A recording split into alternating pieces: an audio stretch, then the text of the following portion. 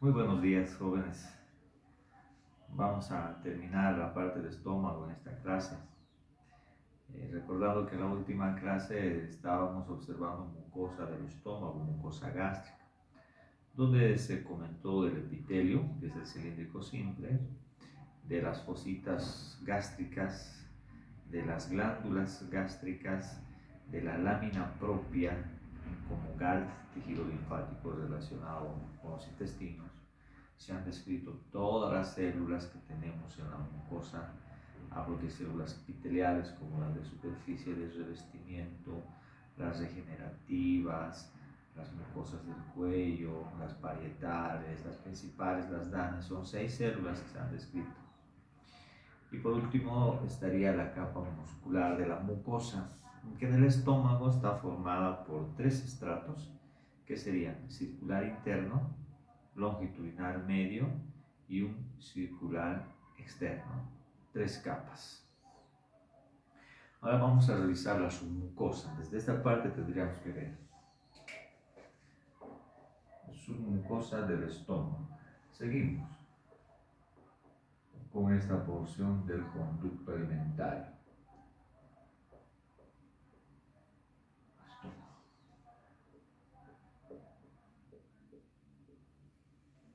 Submucosa es un tejido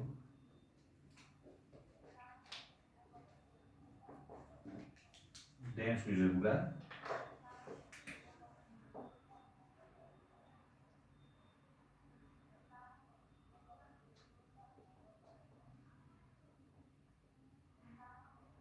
bien vascularizado, tiene sus plexos vasculares, sus plexos linfáticos y su plexo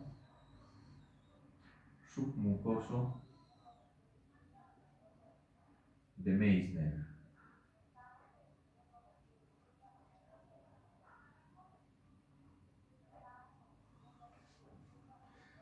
Capa muscular del estómago, la muscular externa, ¿no?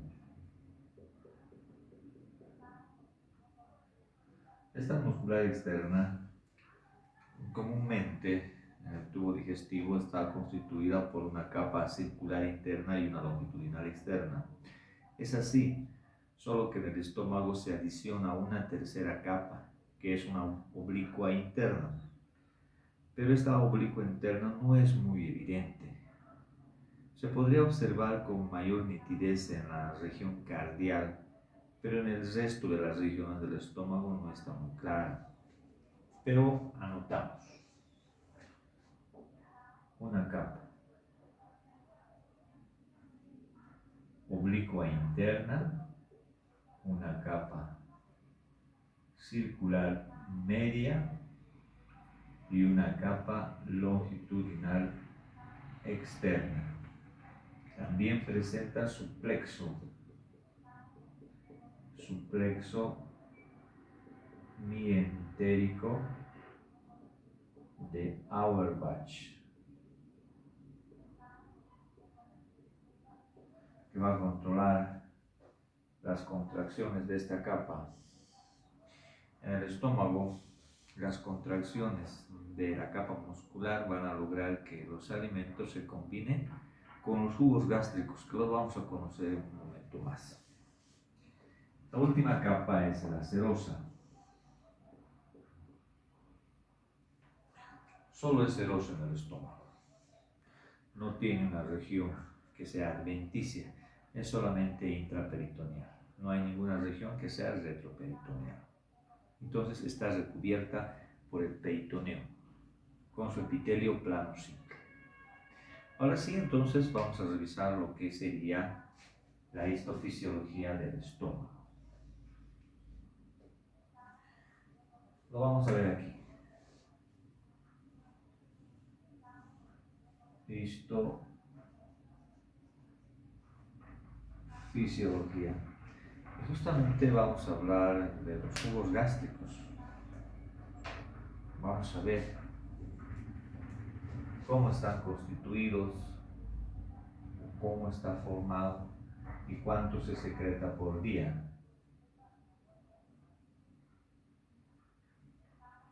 Bien, jugo gástrico. Secreción por 24 horas, entre 2 a 3 litros por día. Esa es la cantidad de jugo gástrico que se secreta por 24 horas. Vamos a la composición. Agua, componente esencial del jugo gástrico.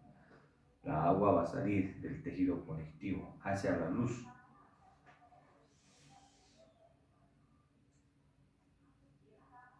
Ácido clorhídrico, factor intrínseco.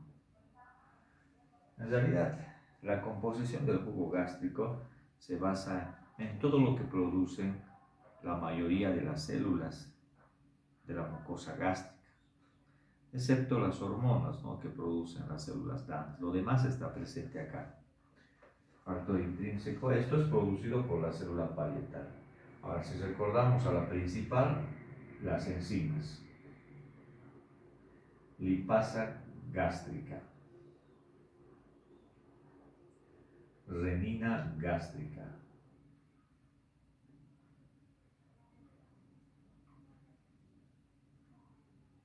pepsinógeno gástrico. Los mocos, el moco visible, el moco mucoso producido por las células de superficie de revestimiento, el que forma una cubierta protectora a manera de gel rico en bicarbonato que neutraliza el pH del ácido clorhídrico, protegiendo así las células de la mucosa. Aunque este pH neutro, por este moco, producido por estas células de superficie de revestimiento, colabora a que en esta superficie pueda encontrarse el Helicobacter pylori. Favorece a su desarrollo. El moco soluble.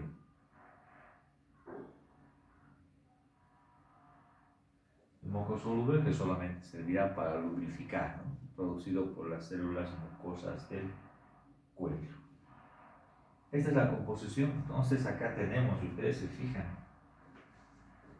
agua, el ácido clorhídrico, que lo vamos a ver ya, el factor intrínseco necesario para la absorción de la vitamina B12, enzima para la digestión de las grasas, para cuajar la leche, para la digestión de las proteínas.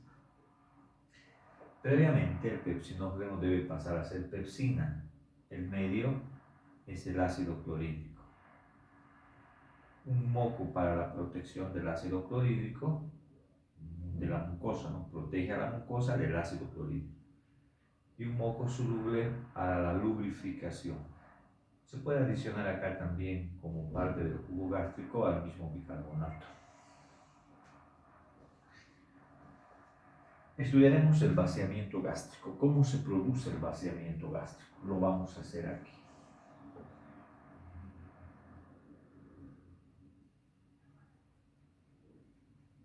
Vaciamiento gástrico. Queremos ver cómo pueden pasar los alimentos desde el estómago a la siguiente región, que es el duodeno. Entonces nos vamos a hacer un pequeño esquema. Aquí tenemos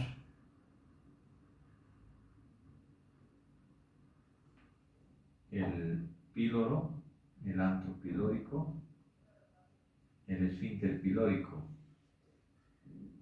y acá ya vendría a ser el duodeno. ¿Cómo pasan los alimentos?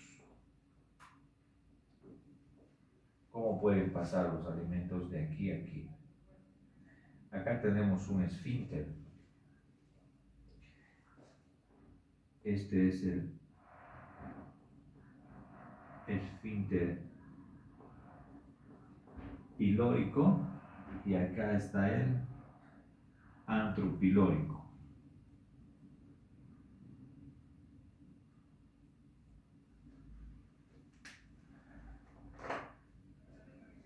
Para que los alimentos puedan pasar, tendría que haber primeramente una distensión del estómago, es decir, que el estómago esté lleno de alimento.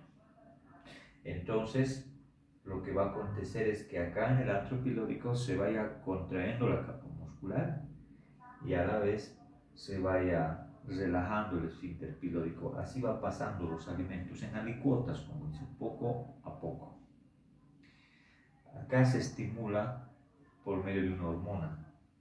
Cuando el estómago está lleno, se va a secretar la gastrina por las células G.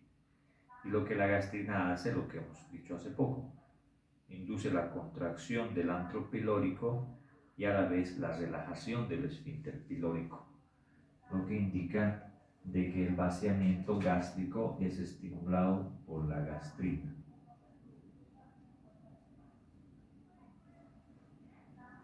Pero también se puede inhibir el vaciamiento gástrico por lo opuesto. Ahora, cuando el duodeno, la siguiente porción, que ya es intestino delgado, esté lleno, es decir, que esté en distensión, entonces los alimentos ya no pasan.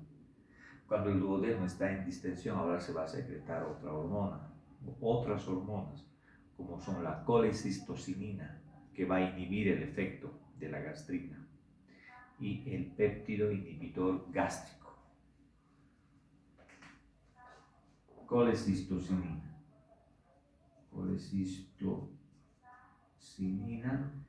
y el GIP, así se abrevia, péptido inhibidor gástrico. La gastrina es producida por una célula Danes G. La colecistocinina es producida por una célula Danes de nombre I, aunque también se produce por la CCK. Es el mismo nombre, se refiere a la misma célula que produce la misma hormona. O la llamamos célula I o la llamamos célula CCK. Produce colecistocinina. Y el péptido inhibidor gástrico producida por la misma célula GIP. Estas dos hormonas inhiben el vaciamiento gástrico. Y esta hormona estimula el vaciamiento gástrico. Así se controla el paso de los alimentos.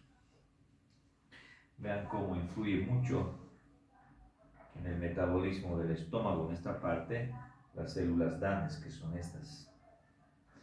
Vamos a ver el ácido clorhídrico, vamos a estudiar cómo se forma, cuáles son los estímulos para su secreción.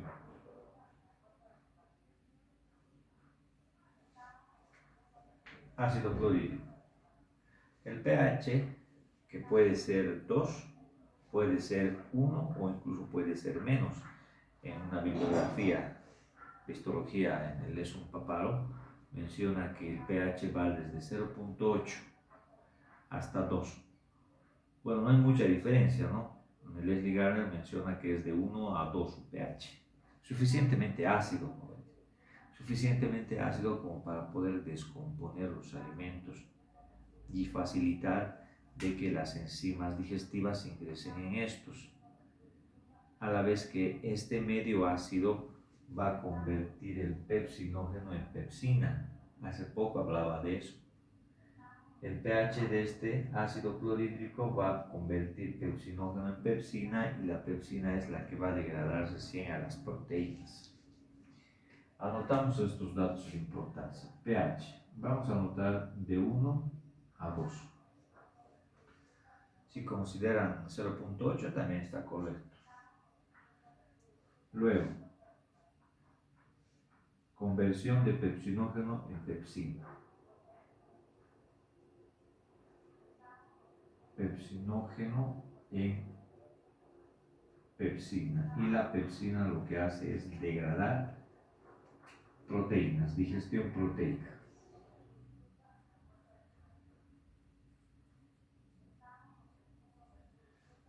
Y ahora vamos a ver las fases del ácido clorhídrico. Existen 3 fases en las que se secreta el ácido clorhídrico. Se necesita un estímulo y un mediador. Tienen sus nombres las 3 fases. Una de esas fases es la fase cefálica.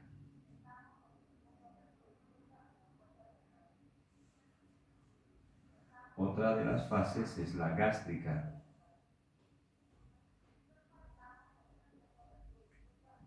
Y otra fase es la intestinal.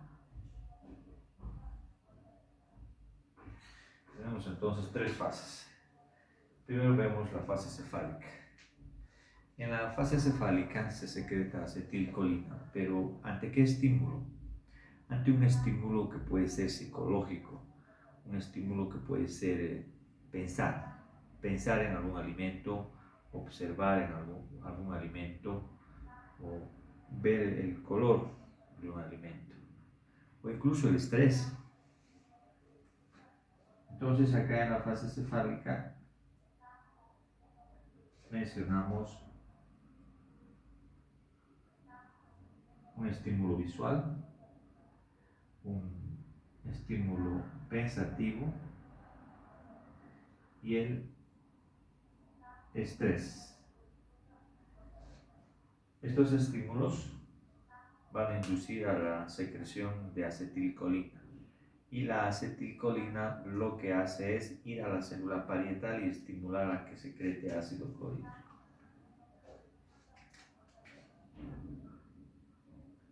Acetilcolina.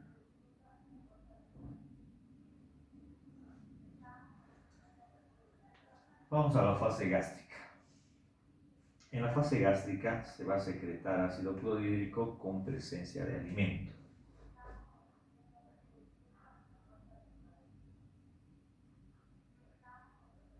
Presencia de alimento en el estómago. Esto va a inducir a que se secreten, ahora son varias moléculas, acetilcolina, ¿correcto? Gastrina y la histamina, un neurotransmisor y dos hormonas. La gastrina, recordemos que es producida por las células G y ahora la histamina por una célula llamada ECL. Acetilcolina, gastrina e histamina encuentran receptores en la célula parietal y por eso la parietal ante estos estímulos, ante estas moléculas de señal, empieza a producir y secretar el ácido clorhídrico. Fase intestinal, también ante presencia de alimento.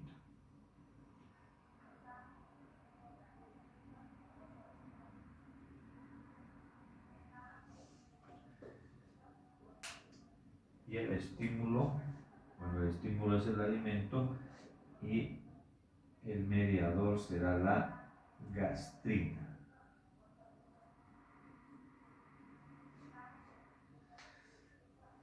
En sí, estas tres moléculas van a estimular la secreción del ácido clorhídrico, sea ya por presencia de alimento en la mucosa gástrica o por pensar, observar un alimento o inclusive el estrés, ¿no? La preocupación. Estos son los mediadores. Así como existen estas moléculas que inducen la secreción del ácido clorhídrico, también existen moléculas que inhiben la secreción del ácido clorhídrico. Vamos a ver cuáles son.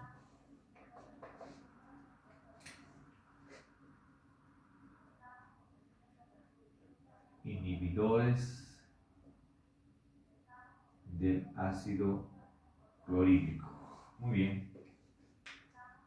¿Cuáles son esas moléculas? Somatostatina, prostaglandinas,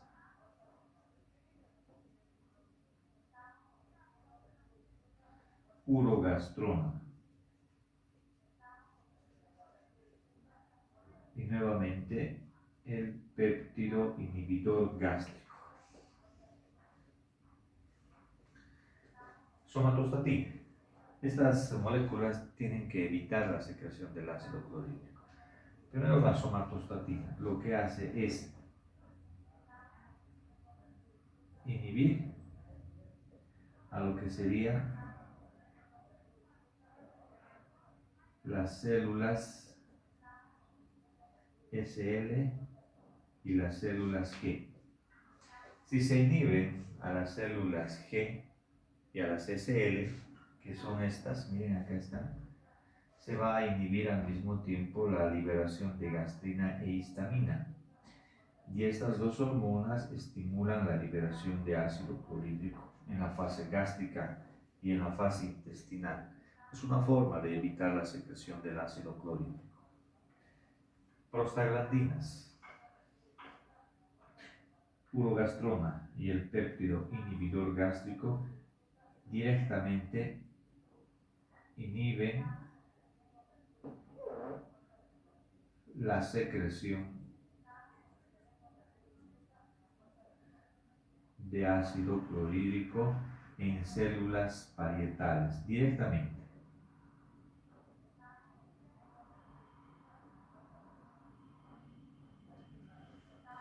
En las células parietales oxínticas, que son las que van a producir ácido clorhídrico. O lo hacen entonces directamente o lo hacen indirectamente, pero se inhibe la secreción del ácido clorhídrico. La célula parietal entonces tiene receptores para estas tres moléculas. Vamos a ver a la célula parietal que está.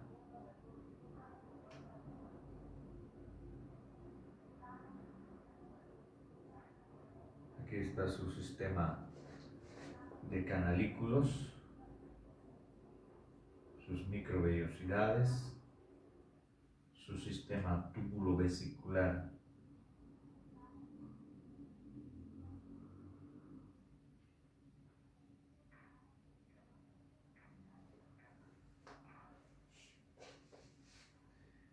¿Qué es lo que inducen estas moléculas de señalamiento en la célula parietal para la producción de ácido clorhídrico? El siguiente proceso. La célula parietal tiene una enzima que se llama la anhidrasa carbónica. La anhidrasa carbónica debe formar el ácido carbónico.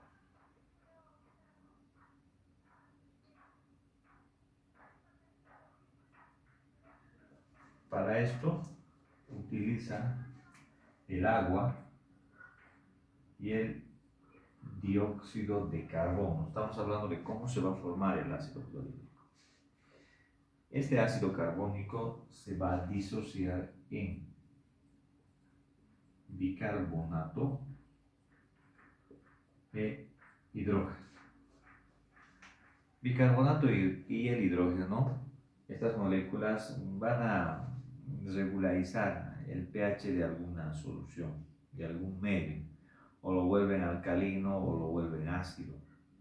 A mayor cantidad de hidrógeno es más ácido, el pH desciende más. Y a mayor cantidad o concentración de bicarbonato se hace neutro o se hace alcalino. ¿Cuál de estas moléculas le conviene a la célula parietal? El bicarbonato no, porque el bicarbonato es para neutralizar un pH. El hidrógeno sí. A mayor cantidad de hidrógeno, pH más bajo, más ácido. Va a empezar a liberar aquí a los canalículos hidrógeno. Y luego también libera cloruro, igual a los canalículos. Y estos se fusionan, se unen y se forma el ácido clorhídrico con su pH de 1 a 2 o desde 0.8. El estímulo acá lo tiene. Y estos inhibidores o actúan indirectamente en las hormonas que van a estimular su secreción, o van a actuar directamente sobre la célula esta parietal, que es la que produce el ácido clorhídrico. Estas prostaglandinas, urogastronas y el péptido inhibidor gástrico van a bloquear las bombas de hidrógeno. Es un principio muy similar al que tienen los fármacos, ¿no?